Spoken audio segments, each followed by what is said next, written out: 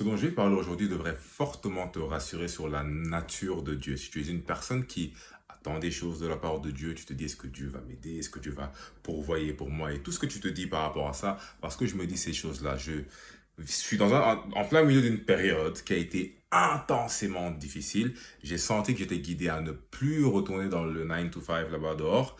Et donc, je devais trouver des manières de pouvoir subvenir à mes besoins, tout ça. Et c'était assez compliqué parce que je deal aussi avec pas mal de une certaine condition nerveuse qui était assez compliquée et qui m'a empêché quelque part aussi de pouvoir pleinement me lancer dans je sais pas quel type d'entrepreneuriat que je, on verra encore. C'est-à-dire que comment est-ce que je vais finir moi par me trouver dans une situation de sécurité financière? I still don't know.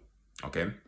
En termes de plan, stratégie, quoi faire exactement, quelle niche, quoi. Je suis pas encore situé à ce niveau-là. OK?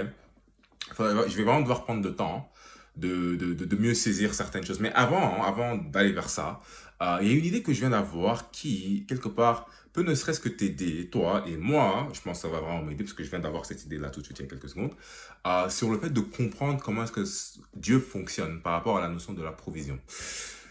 Et en fait, j'avais tendance à m'imaginer que Dieu était là, et il choisit de t'aider ou de pas t'aider. Tu vois, il est là en mode, je vais te donner ou je vais pas te donner, tu vois. Et donc des fois, j'en voulais à Dieu. Je me dis, ouais, t'es là, tu me donnes rien, tu vois. Genre, je lui en voulais, tu vois, je lui en voulais vraiment.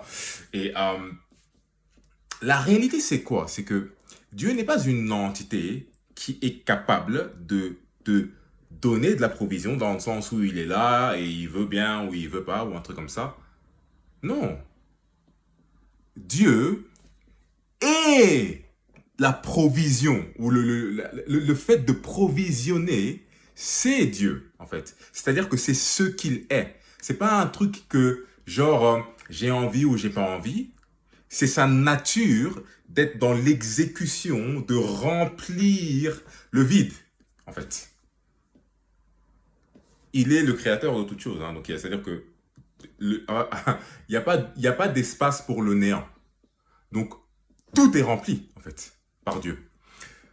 Alors, ce que je veux dire par là, c'est que si tu manques, et je sais que c'est mon cas, hein, je manque de provisions en ce moment, mais j'occupe l'espace, en fait. Il y a quelque chose qui occupe l'espace où Dieu peut venir justement insérer ou être qui il est là-bas, en fait. C'est-à-dire être qui il est. Parce que Dieu et ses caractéristiques.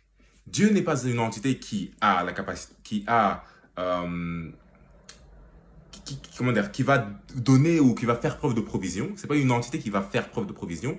Il est le fait de faire preuve de provision. En fait, Dieu n'est pas une entité qui a une volonté. Il est la volonté. Dieu n'est pas une entité qui a des capacités. Il est capacité. Dieu n'est pas une entité qui a une présence. Il est présence, en fait. Tu vois?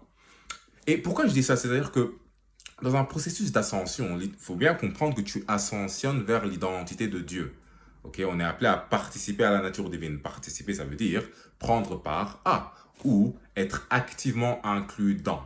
Ok, activement inclus dans.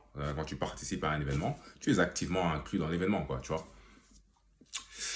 Et donc, ça veut dire que devenir activement inclus dans la nature divine signifie qu'on va commencer, c'est comme un appel de shift d'identité à commencer à participer à une nature divine.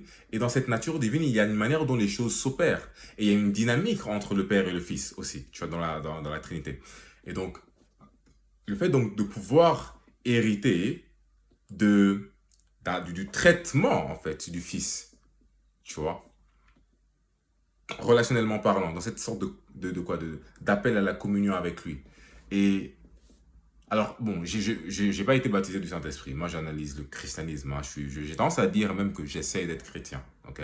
Plutôt que de dire que je suis chrétien, parce que moi, c'est une grosse proclamation, ça, t'as vu?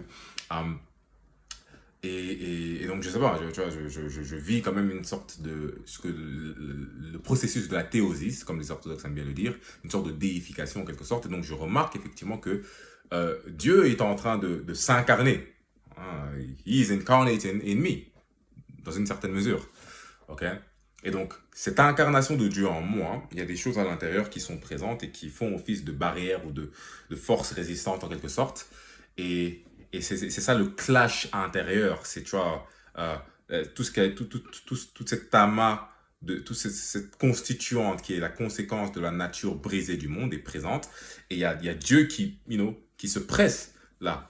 Et c'est là où on traverse tout ce qu'on a tendance à appeler les nuits noires de l'âme. C'est quand tu vois, tout ce que tu as été, tout ce que tu as eu tendance à être, tu vois, c'est en train de s'affaiblir en fait, tu vois, et donc ton corps vit une sorte de purge, tu vois, tu ressens la souffrance du manquement de Dieu en toi, tu vois, et pour que tu puisses faire de la place, tu vois, et que sa lumière vienne éclaircir ta conscience et t'emprunter de son identité.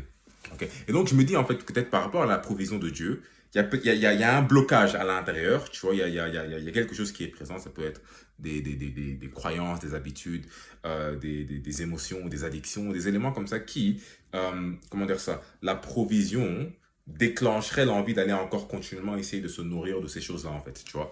Si tu avais des moyens d'acquisition de, parce que c'est pour ça qu'on dit que le pouvoir change les gens. Okay, parce que dès lors où tu gagnes accès à la capacité, okay, ou à la capacité à avoir accès à des choses, il y a plein de choses là-bas dehors qui peuvent être des distractions, qui peuvent être des poisons et qui peuvent en apparence ressembler à de belles choses, quoi, tu vois.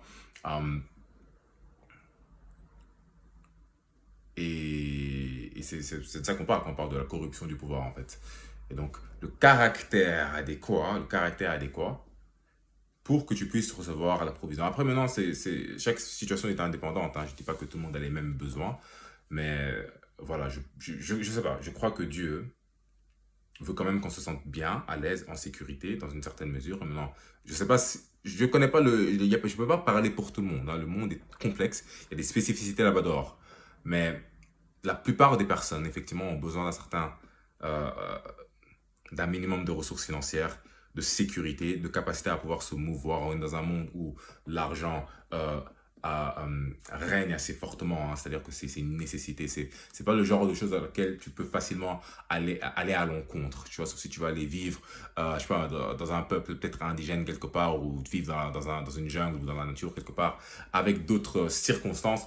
C'est possible de se mettre dans ce genre de conditions-là, mais c'est pas facile d'accès et ça demande de mettre à risque peut-être certaines relations que des personnes ne veulent pas délaisser. Et il est quand même, ne serait-ce qu'un peu possible, je crois, de résider et de faire comment dire ça, de se positionner proprement, financièrement parlant, ici dans ce monde. Et on a besoin de mettre du mouvement, on a besoin d'influence dans ce monde ici. Il y a des voix qui vont devoir participer dans le contexte sociétal, ok, pour pouvoir shake it, le secouer de sorte à ce qu'on va, comment dire, qu'il y ait les trous qui s'insèrent, hein, comme un tonneau comme ça, qui a de l'eau dedans, et tu crées des trous, et donc il y a de l'eau qui commence à sortir. On doit pouvoir percer ce tonneau, cette société, de sorte à ce que tout l'aspect sur lequel c'est bâti, qui est constitué de la nature pécheresse, s'écoule hors, et que l'eau divine s'insère en quelque sorte, et qu'on bâtit le royaume des cieux sur terre ici, quoi. Um, okay, I think I've said what I needed to say there. Donc voilà, Dieu est la provision. Donc au cas où toi aussi t'as des pensées comme ça, comme moi, est-ce qu'il veut pas, il veut pas ou quoi? Non, non, non, il est le fait de faire ça, en fait, c'est lui.